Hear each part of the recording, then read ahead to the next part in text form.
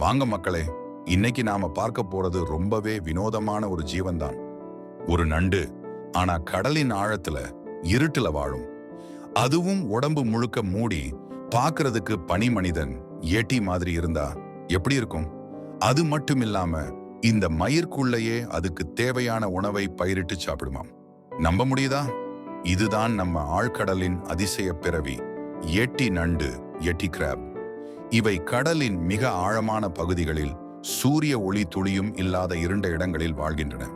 பொதுவாக கடல் தளத்தில் உள்ள வெப்பநீரூற்றுகள் மற்றும் குளிர் கசிவுகளுக்கு அருகில் காணப்படுகின்றன. இந்த இடங்கள் விஷ வாயுக்களுடன் அதிக வெப்பநிலையுடன் இருக்கும்.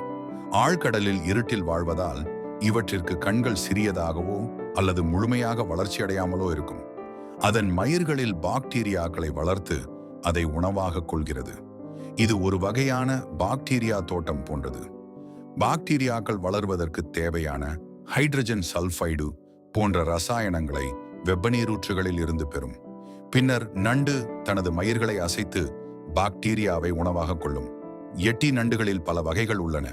ஒவ்வொன்றும் வெவ்வேறு ஆழத்திலும் வெவ்வேறு வெப்பநீரூற்று பகுதிகளிலும் வாழ்கின்றன. சில சமயங்களில் இவை வெப்பநீரூற்றை சுற்றி பெரிய கூட்டங்களாக காணப்படும். இதன் கைகள் உடலுடன் ஒப்பிடும்போது நீளமாக இருக்கும். இவை கிவா என்ற பேரினத்தைச் சேர்ந்தவை. கிவா என்பது பாலினேஷியன் கடல் தெய்வத்தின் பெயர். முதலில் கண்டுபிடிக்கப்பட்ட இனத்திற்கு கீவா ஹிர்சுதா என்று பெயரிடப்பட்டது. இதில் ஹிர்சூடா என்பது லத்தீன் மொழியில் மைரடர்ந்த என்று பொருள்.